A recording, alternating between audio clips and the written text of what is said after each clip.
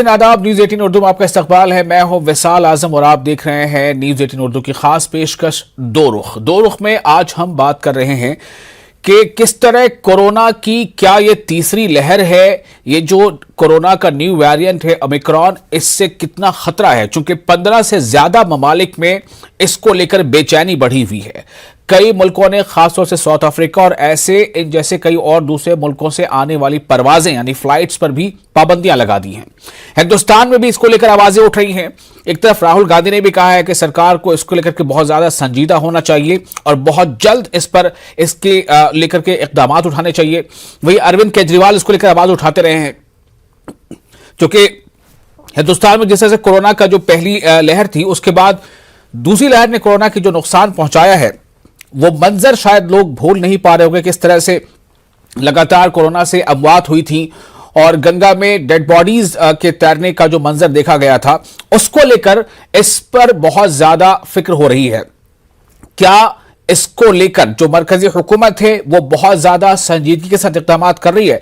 हालांकि इस नए वेरिएंट ओमिक्रॉन को लेकर कुछ हाई लेवल मीटिंगें अलग अलग स्टेट्स में जरूर हुई हैं और मीटिंगों के साथ साथ मरकजी हुकूमत की तरफ से भी इसको लेकर कुछ गाइडलाइंस जारी की गई, लेकिन क्या ये काफी है? जो माहिरीन कह रहे हैं उसके मुताबिक ऐसा लगता नहीं है कि ये काफी है। और WHO की जो गाइडलाइंस आई है, कई तरह की बातें सामने आ रही है। कुछ का ये कहना है कि इसके बारे में अभी पूरी रिपोर्ट नहीं है, कुछ का कहना है कि ये पहले से बहुत ज्यादा खतरनाक है। इसी बीच साउथ अफ्रीका यानी जनूबी अफ्रीका समेत कुछ और ऐसे ममालिक से, ऐसे मुल्कों से जहां पर रिस्क है, वहां से महाराष्ट्र पहुंचने वाले 6 मुसाफिरों में कोरोना पॉजिटिव वो मुसाफिर पाए गए हैं। इन सबके नमूने जीनोम सीक्वेंसिंग के लिए पुणे के लैब में भेजे गए हैं और मुतासरा जो अफराद उनमें मुंबई, कल्याण, डोंबिवली, मीरा भाईंदर और पुणे के लोग भी शामिल हैं। ये मुसाफिर उन ममालिक से वापस आए हैं जो कोरोना के पेश नजर हाई रिस्क एरियाज हैं। तो ऐसे में बहुत बड़ा सवाल यहां ये पैदा हो जाता है, क्या हिंदुस्तान में खास तौर से मरकज यानी सेंट्रल की जो गवर्नमेंट है उसने इसको लेकर जितने हमें अभी स्टेप्स लिए जाने चाहिए वो ले चुकी है? अपोजिशन पार्टियां जो सवाल उठा रही हैं उनका सवाल कितना जायज है? इस पर हम दो रुख के साथ मौजूद हैं। हमारे साथ 2 खास मेहमान हैं। हमारे साथ हैं बीजेपी के तर्जुमान, बिहार के तर्जुमान है वो बिहार बीजेपी के उदय सिंह साहब। आपका बहुत स्वागत है, इस्तकबाल है न्यूज 18 उर्दू के इस प्रोग्राम में। और साथ ही अंशु अवस्थी हमारे साथ मौजूद हैं, कांग्रेस के तर्जुमान हैं। अंशु, आपका भी बहुत इस्तकबाल है। सबसे पहले मैं अंशु आपसे जानना चाहूंगा, चूंकि विपक्ष इसको लेकर सवाल उठा रहा है, राहुल गांधी ने भी इसको लेकर सवाल उठाए हैं कि जिस तरह कोरोना की पहली और दूसरी लहर में हिंदुस्तान की हुकूमत ने बाहर से आने वाले जो सस्पेक्ट्स थे उनको लेकर के, या यहां पर अंदर जो तैयारियां होनी चाहिए थी हमारे देश के अंदर उसको लेकर के जो तैयारियां की थी या रही थी, क्या इस तीसरे खतरे के पेश नजर हम उतने तैयार हैं? देखिए, सबसे पहले तो इसको समझना जरूरी है कि जो ये तीसरा वेरिएंट है ये इतना ज्यादा म्यूटेट हो रहा है कि इसको पकड़ पाना, ट्रेस कर पाना बड़ा कठिन है। अंतरराष्ट्रीय वैज्ञानिक WHO ने भी चेताया है, भारत को चेतावनी जारी की है। और कांग्रेस पार्टी श्री राहुल गांधी जी ने जिस तरीके से सबसे पहली लहर जब आई थी उससे पहले भी कोरोना के बारे में उन्होंने चेतावनी दी थी, सरकार को आगाह किया था और उस समय भाजपा की सरकार ने उसको गंभीरता से नहीं लिया। दुष्परिणाम क्या थे आपके सामने थे। इस समय भी वही हालात है। राहुल गांधी जी ने फिर से एक बार आगाह किया है सरकार को। ये सवाल विपक्ष का नहीं है, सवाल देश के 130 करोड़ लोगों की जान की चिंता करने का है। लेकिन भारतीय जनता पार्टी की सरकार, आप समझ लीजिए, सिर्फ और सिर्फ होर्डिंग बैनर लगाकर भरोसा दिलाती है। इनकी बात पर भरोसा नहीं किया जा सकता। इसलिए आपके चैनल के माध्यम से मैं एक अनुरोध करूंगा देश के लोगों से कि आप अपनी सुरक्षा स्वयं करते रहें, मास्क लगाकर चलें, वैक्सीनेशन ना हुआ हो तो जरूर करा लें और एक दूरी बना लें, एक डिस्टेंस बनाकर चलें, फिजिकल डिस्टेंस। क्योंकि भाजपा सरकार के सहारे रहा नहीं जा सकता। उसका कारण स्पष्ट है। उत्तर प्रदेश में आप देखिए कि गवर्नमेंट ने सदन में कहा कि अभी सिर्फ डबल डोज जो वैक्सीनेशन है वो 10% हो पाया है और सिंगल डोज को लेकर इतना हो हल्ला मचाया जा रहा है। जी, देश में अभी 32 करोड़ लोग ऐसे हैं जिनको एक भी वैक्सीन नहीं लगी सरकार की वजह से। क्योंकि जब राहुल गांधी जी ने चेतावनी दी, भाजपा सरकार चुनाव में व्यस्त थी। वैक्सीनेशन को लेकर जब उन्होंने कहा, कांग्रेस पार्टी ने कहा, श्रीमती सोनिया गांधी जी ने कहा, उस समय भी इन्होंने वैक्सीन न लेकर दूसरे देश वैक्सीन खरीद रहे थे और ये बंगाल में चुनाव लड़ रहे थे। तो भारतीय जनता पार्टी की बात पर भरोसा नहीं किया जा सकता। सरकार की जिम्मेदारी जरूर होती है कि वो अपने देश के लोगों की सुरक्षा करें जी, लेकिन आप देखिए अभी भी अंतरराष्ट्रीय फ्लाइटों पे पाबंदी नहीं लगाई गई, जबकि WHO ने स्पष्ट कर दिया है कि जो अफ्रीका से फ्लाइट्स आ रही हैं उनको रोका जाए, लेकिन कुछ नहीं। और आप देखिए, ठीक है, मैं आपको ये फर्स्ट राउंड मैंने आपका टेक ले लिया है। मैं अब जरा उदय सिंह साहब से इस पर बात करना चाहूंगा। उदय सिंह साहब हमारे साथ मौजूद हैं, तर्जुमान है बीजेपी के। उदय सिंह साहब, खतरा तो वाकई ये बड़ा है और ये खतरा पता नहीं है किसी को कि अभी क्या ये खतरा दूसरी लहर में जो तबाही आई थी क्या उससे बड़ा खतरा होगा या उससे कुछ कम इंटेंसिटी का होगा, लेकिन चूंकि इसने ऐसी तबाही मचा रखी है दूसरी लहर में, तो मैं ये जानना चाहता हूं कि अगर विपक्ष इस पर सवाल उठा रहा है तो क्या वो एक उसे सकारात्मक यानी पॉजिटिविटी में लेते हुए क्या रुख है इस वक्त बीजेपी का, चूंकि बीजेपी इस वक्त पावर में है?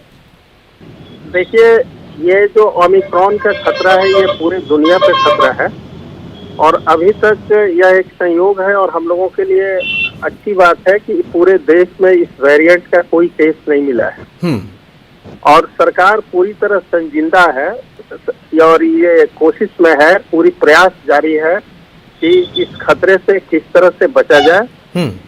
ये सबसे गंभीर जो इसमें मामला है कि ये हम लोगों का जो वैक्सीनेशन का ड्राइव है, जो पूरे दुनिया का सबसे सफल ड्राइव में से एक है, उस वैक्सीनेशन को अगर ये क्रॉस कर जाता है ओमिक्रॉन का वायरस, तब तो ये बड़ा ही खतरनाक स्थिति होगा। लेकिन अभी तक इस पे कोई ठोस रिसर्च नहीं आया है, क्योंकि आज मैंने देखा इंग्लैंड से भी एक न्यूज था और उसमें ये था कि नहीं, ये वायरस जो ओमिक्रॉन है, ये जो हम लोगों के वैक्सीन हैं उस सभी जो मौजूदा वैक्सीन अवेलेबल है पूरी दुनिया में, उनसे ये कंट्रोलेबल है। ऐसा नहीं है कि उनको ये क्रॉस कर जाएगा, उनसे पूरी तरह से ये कंट्रोल में रहेगा। एक स्टडी ये बता रहा है।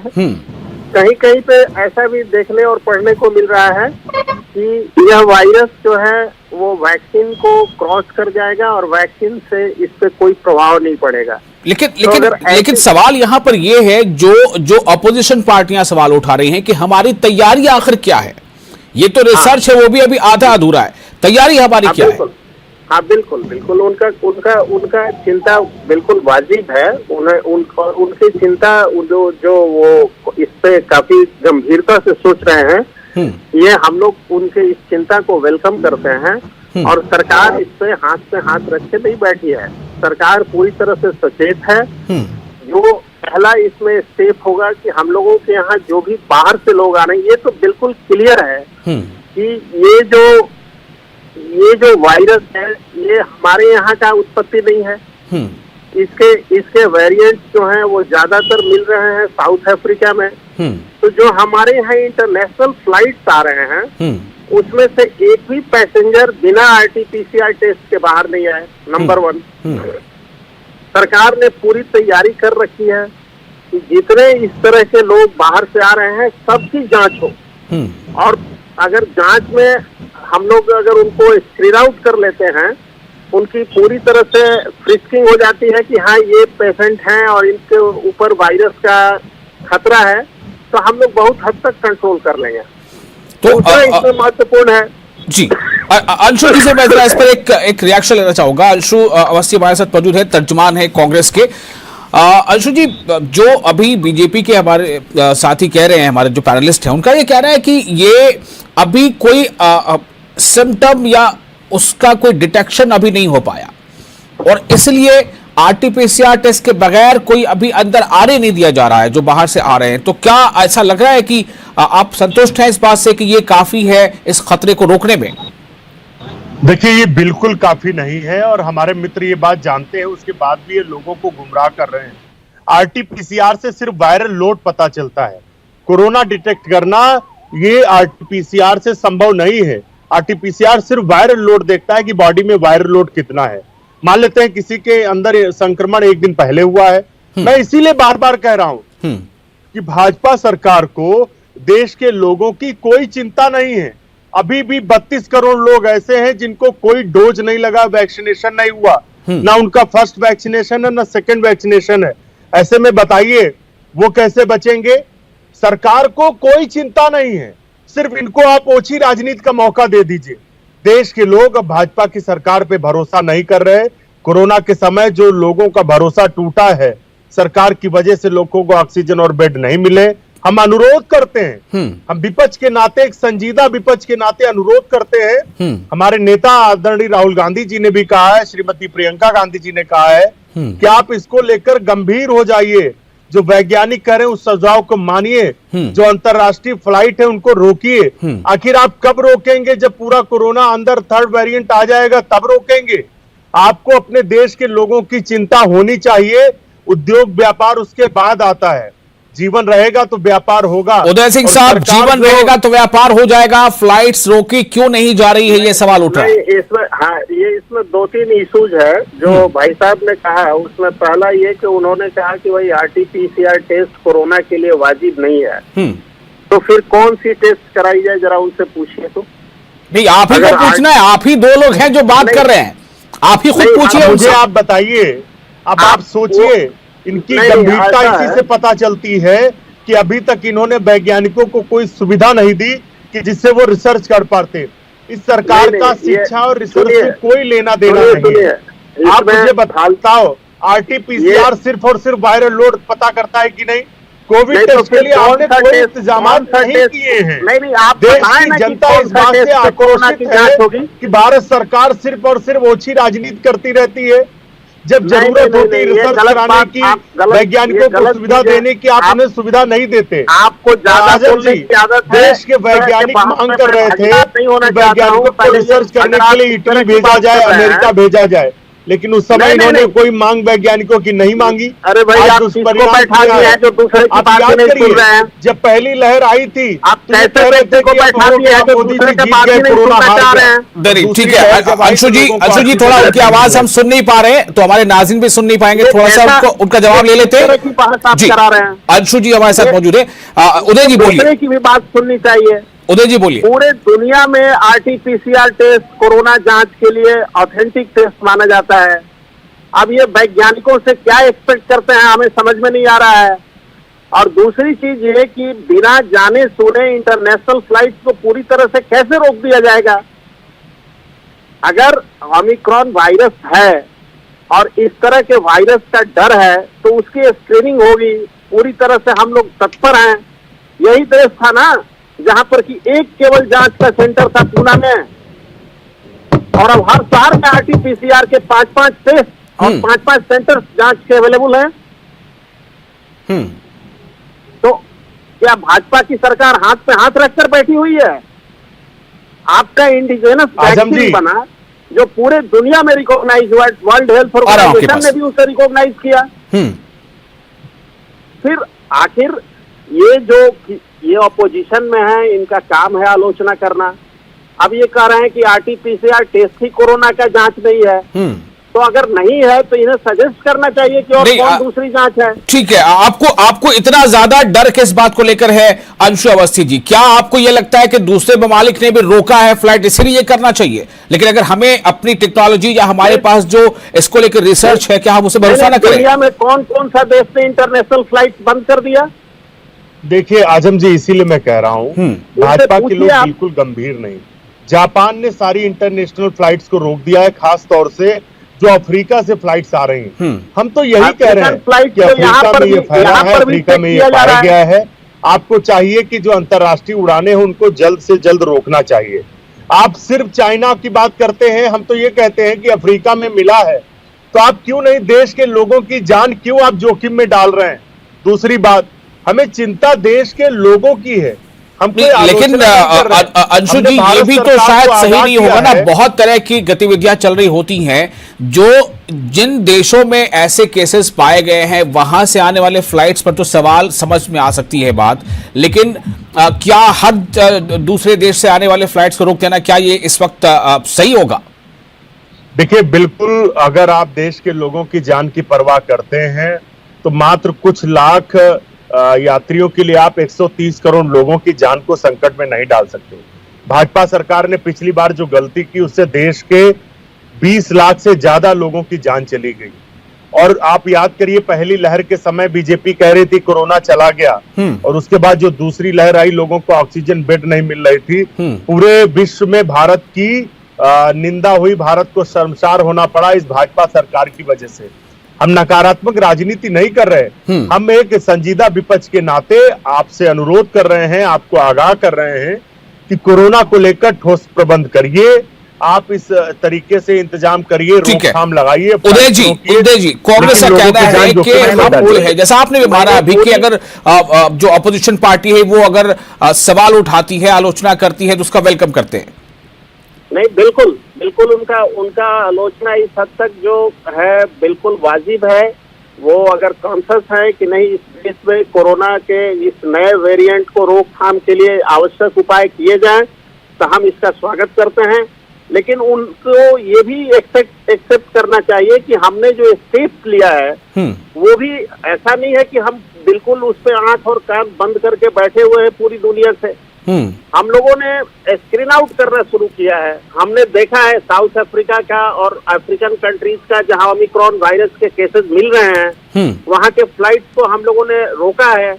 हम लोग प्रयास कर रहे हैं कि जो भी हमारे बाहर के पैसेंजर्स आते हैं, अब वो 6 घंटे का RT-PCR टेस्ट उनका माना जाएगा वैलिड, पहले 24 आवर्स था, उसको हम लोगों ने रिड्यूस किया है जी। और हम लोग पूरी तरह से तैयारी किए हुए हैं। जितने ऑक्सीजन की कमी अगर हुई थी पिछले कोरोना के पीरियड में, तो ऑक्सीजन के प्लांट्स नहीं थे।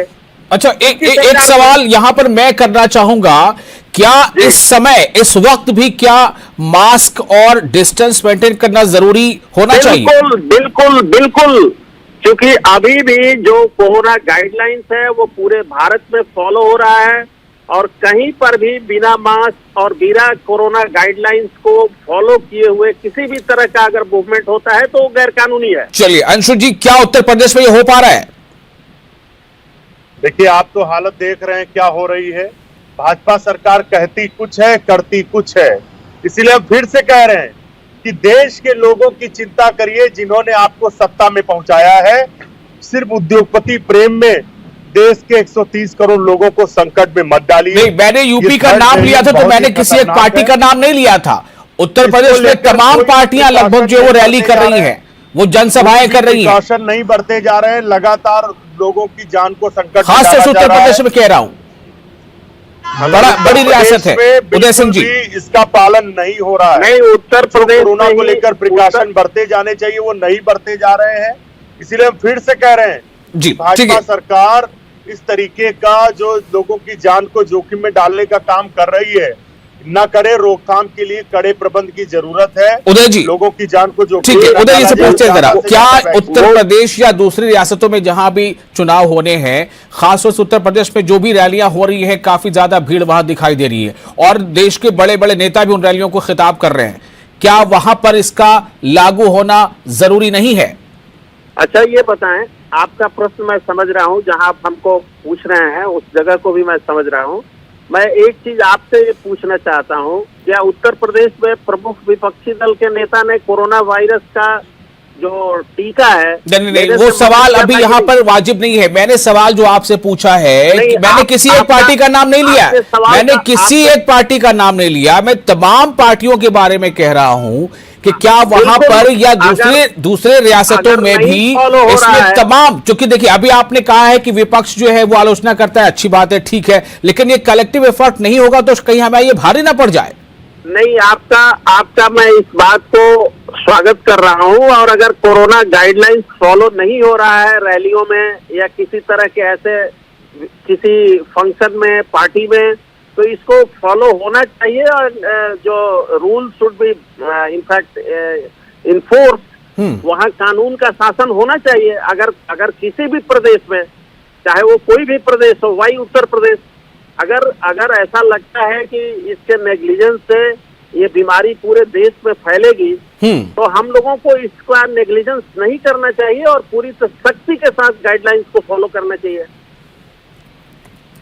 चलिए, इस बात को कम से कम आपने खंदा पेशानी से मान लिया कि वो कोई भी स्टेट हो, चूंकि कई स्टेट्स हैं जहां पर दूसरी पार्टियों की भी सरकारें हैं, वहां भी चुनाव होने हैं, तो क्या इस बारे में, जी अंशु जी बोलिए, क्या इस बारे में आप हो चाहे दूसरे भी जो भी पार्टी के लोग हों, इस बारे में बहुत कलेक्टिवली नहीं सोचा जाना चाहिए?